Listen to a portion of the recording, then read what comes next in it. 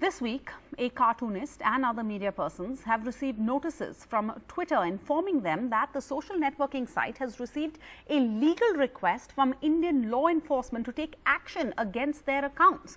The cartoonist, for example, had been creating political cartoons highlighting the grim reality of what Indians had to undergo in this devastating second wave of the pandemic, and in the process criticizing the centre's handling of the COVID outbreak.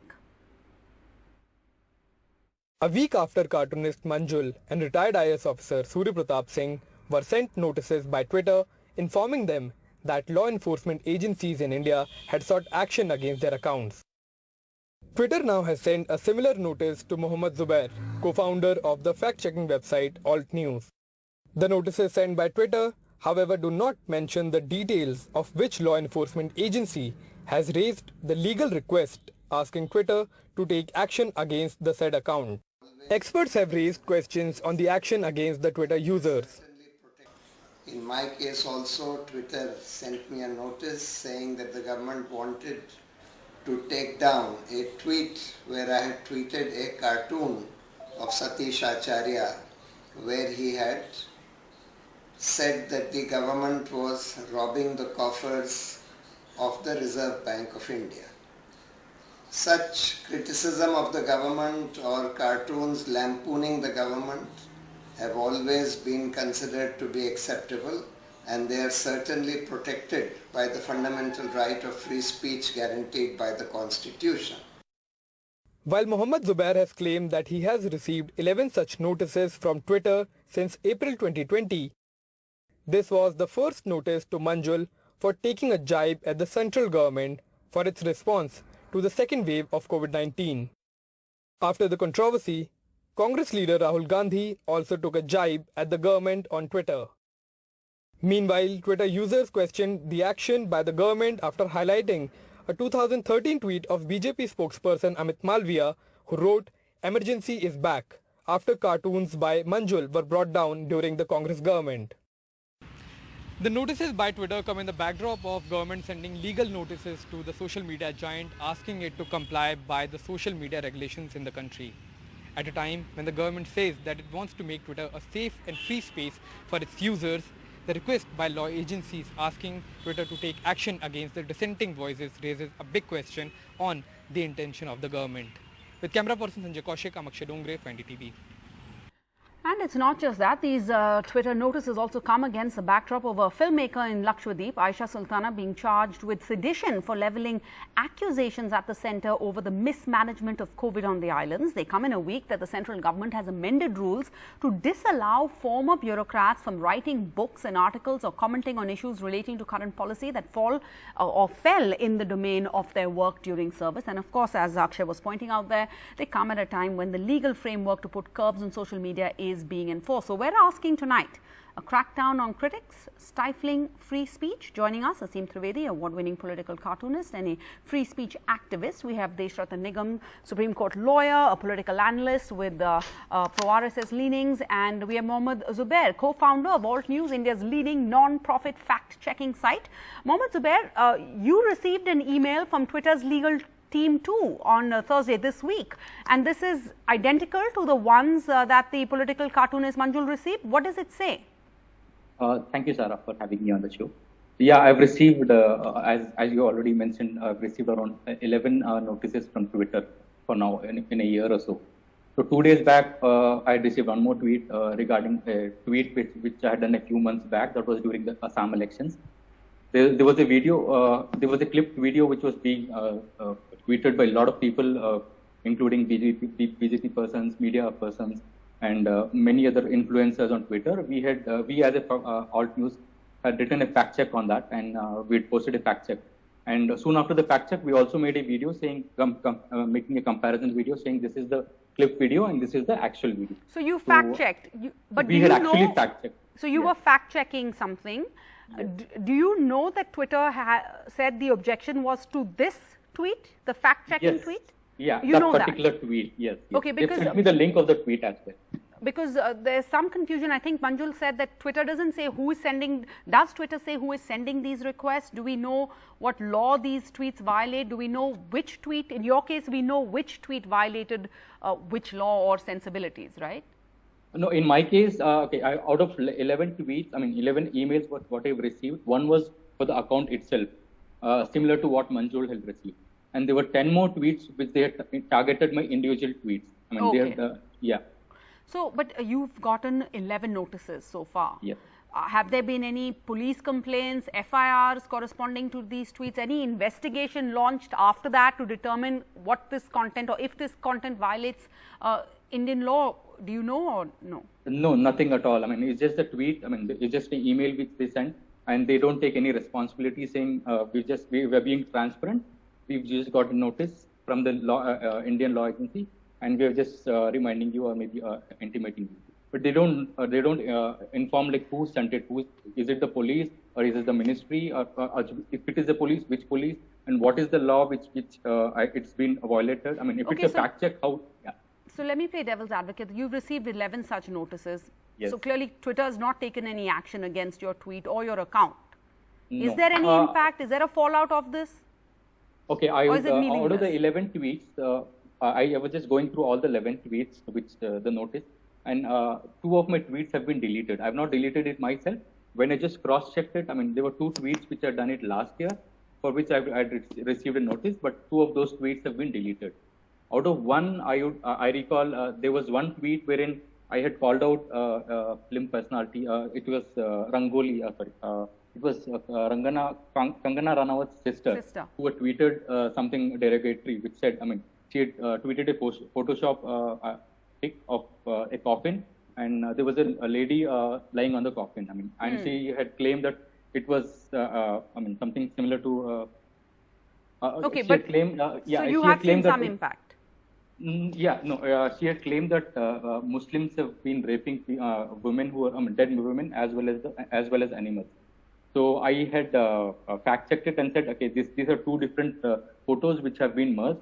That is, one is of the coffin and one is of the lady. They've actually merged the 2 photos and they've shown it as if it is the same photo. So I called her out and I actually tagged Twitter officials asking like it's Islamophobia and how can you allow this on your platform? And the tweet was deleted and her account was deactivated. But then after after a few days, I received a notice from Twitter.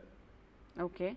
So, Mohammed Zubair, you point out you've got 11 notices from Twitter's legal team, but you're saying there's no follow-up, they don't check. So, what impact does this surely must be playing out on your psyche somewhere? Do you find yourself self-censoring? Actually, yes. Last year when I received a few tweets, few emails, I was a little shocked. I was actually scared because, I didn't know whom to respond to.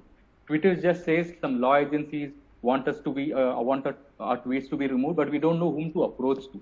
First of all, we don't know if it is police or if it is some law agency which wants us to get removed.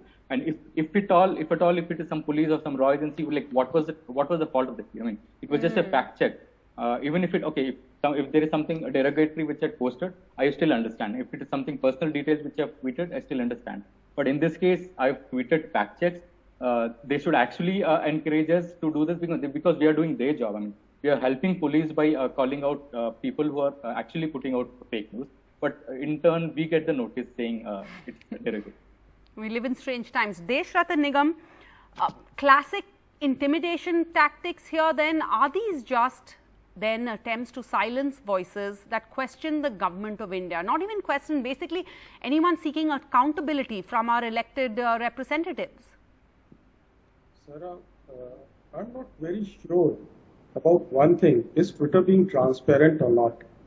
No, it is a person's right to know what is the action has been taken, specific action, and what is the allegation, actual allegation. Merely saying that some law agency received from India or something, that doesn't cut ice. They have to be very clear, very specific, because a person only then will be able to reply and answer to this thing, and then only the code of ethics which has been, implemented will come into the picture, because there you have a complaint mechanism, nodal officer and compliance officers also there. Here, how will a person approach Twitter if he doesn't know what is the exact allegation against a person?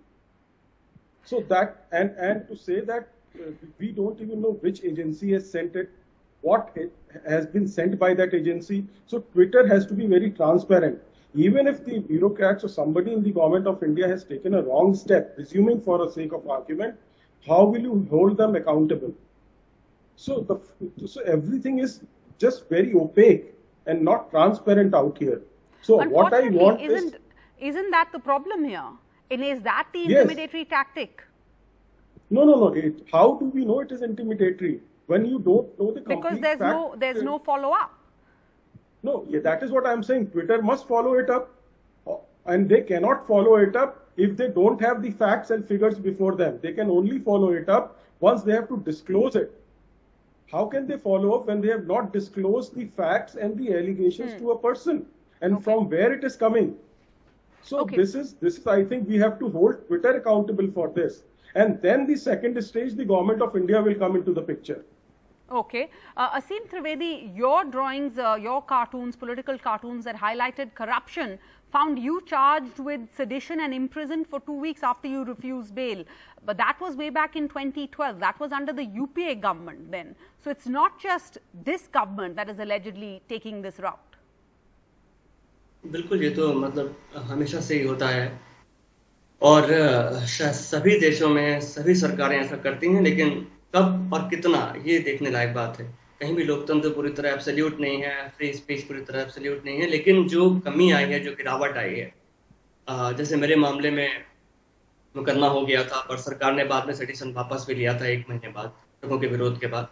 और मुझे लगता नहीं है कि लोगों के विरोध से कुछ राहत मंजूर को मिलने वाली है या कोई इन ईमेल्स के या इन आरोप लगाने जिन्होंने भी इस तरह की कंप्लेन ट्विटर में की है, मुझे लगता नहीं है कि वो जिम्मेदारी लेने वाले हैं। और बल्कि हमें ट्विटर के प्रति काफी मैं तो बहुत सम्मान महसूस करता हूँ। मुझे बाकी सोशल मीडिया प्लेटफॉर्म से वो काफी स्ट्रांग लगता है, कम से कम इतना ईमेल या अपनी जानकारी लोगों तक पहुंचाता है। और इस तरह के ईमेल्स मैं देख रहा हूँ कि पिछले 1-2 साल में जिन देशों में और डेमोक्रेसी कमजोर है, उदाहरण के लिए पाकिस्तान में, तो वहां पे आप पाएंगे कि अक्सर लोगों को ये ईमेल्स आ रहे हैं और लोगों ने आदत डाली है कि ईमेल्स आने हैं। तो यहाँ पे भी जो अभी हो रहा शुरू हुआ है, जैसा कि जुबैर साहब बता रहे थे, इनके साथ क्योंकि इनका तो काम ही है कि जो IT सेल के तमाम झूठ मूठ के अफवाहों को नेस्तनाबूद करना, तो ऑफकोर्स उनके निशाने पे होंगे। और ऐसे तमाम लोग जो सरकार को क्रिटिक कर रहे हैं, जो कि सरकार का कंप्लीट कंट्रोल नहीं बनने दे रहे हैं, उनके खिलाफ वो पूरी तरह से इसका इस्तेमाल कर रहे हैं। लोग डर जाएंगे। और सबसे बड़ी बात है कि लोग 2 बात सोचेंगे। ट्विटर एक बड़ी ताकत है। आपका ट्विटर अकाउंट आपसे छीन लिया जाए, इसका मतलब है कई लोगों की पहचान ही चली जाएगी, कई लोगों की पूरी ताकत उनके हाथ से चली जाएगी। तो लोगों को ब्लैकमेल करने के लिए इस तरह की धमकियां मेरे ख्याल से Those are strong allegations. But Mr. Deshrata Nigam, the point here is then that the BJP is not the party with a difference after all. And ironically, as that report, Akshay's report pointed out, that BJP's Amit Malviya had in December 2013 tweeted that the emergency was back, which was when that same popular cartoonist Manjul had got a law enforcement notice from Twitter that was then under the UPA. Would you agree that the BJP should believe that emergency is back now if similar cartoonists are getting such notices? No, Sarah, I don't think there is any question of emergency or any such situation in India. The issue is the law is still evolving. It is too new a law for India. It is still evolving and no precedents have been laid down still. In fact, Code of Ethics has got implemented from 26th of May only. 3 months notice was given for significant, media platforms. And that is why I'm saying some of the actions may not be even called for. I'll take the example of Prashant Bhushan's cartoon which he shared. In fact, it is not only the cartoon, but the fact remains is the hashtag that he is using, bank looters. And the significance is that it relates to government being the bank looter. So that is where the problem comes, not with the cartoon, sharing with the cartoon. So, see, if you take the entire tweet, however, if you look at it... No, it is the content of the cartoon. Yes, in the context of cartoon, but if you look at the entire, tweet and the post, then it gives a different meaning. However, A cartoon should be taken as a cartoon and should be seen in a liberal manner. However, But Mr. Nigam, I want to just remind our viewers that, this week on Wednesday, a top US official said that some Indian government actions are inconsistent with its democratic values. This is the acting Assistant Secretary of State for South and Central Asia, Dean Thompson. He was speaking to the Foreign Affairs Congressional hearing about increasing restrictions on freedom of expression, the detention of human rights activists and journalists. Sarah, if Zubair and Asim Trivedi say it, I'll give it more importance than the American congressman. This is our own problem or an issue, and we'll deal with it the way we have to. And the amount of democracy that we have, if we compare it with USA, I think we have far more democracy out here, and the kind of actions which are taken in US is far more drastic. And they can compel a Twitter or a Facebook official to a Congress hearing, and Indian Parliament cannot even do that. They in fact don't even answer your call. Their chief executives do not even turn up in Parliament hearings in India. So the fact is, in India we are too liberal. Yes, there could be issues either here or there, but overall the situation is far better. There could be an isolated case of Asim Trivedi. Yes, there should be uniform principles and uniform laws to be applied across the table. But the fact remains, cartoons have to be taken liberally, not in too strict sense. And that is where the humor of the cartoons and the narrative arises, However, okay, the persons who make cartoons have also to be responsible and to be accountable also. And that is why this code of ethics that has come, it is a gentle regulation with a dose of self-regulation. Gentle regulation with a dose of self-regulation. I'm not sure if that's antithetical, and who decides how gentle the regulation is. But I want to... Indian Parliament, Sarah, Indian Parliament decides. Mohammed Zubair, I want to just end by asking you, a point that Deshrata Nigam has raised, that perhaps the fault lies with Twitter. We need to ask Twitter to be more clear about who exactly has filed this complaint. What law are they claiming to that you have violated or others have violated who have received these statements? And I mean, which tweet exactly that the fault lies at Twitter's door, says Deshrata Nigam? What I feel is like the fault lies with both the agency who's sending, who's asking Twitter to take down this tweet, also the Twitter, because once they tweet to us, like, we don't know whom to respond to, and neither the Twitter knows. Neither the Twitter knows, like, whom do we have to, Twitter just emails us and just lets us know. Then now, whom do I respond it to? Should I have to respond it to Twitter? No, I can't respond it to Twitter. If not Twitter, then whom do I have to respond it to? Should I have to respond it to the police? If police, which state? Is it the state police or is it some law agency? Because of late I've received tweets. Most of my tweets were targeting. One was related to a Delhi incident. One was related to a Mumbai incident. One was UP incident. So sorry, three were Delhi incident. So what I personally feel is these emails were sent via police of the state. So if it is the state police, state police. So it's not just us. Like, there are a lot of other handlers. Like, for example, all right. So much more to this story. Much more that needs to be uncovered about these messages coming in from Twitter. Who's behind them? Who's filing these so-called complaints? But thank you all for joining us tonight as we tried to go deeper into this matter. That's it from us, from the Left, Right and Center team.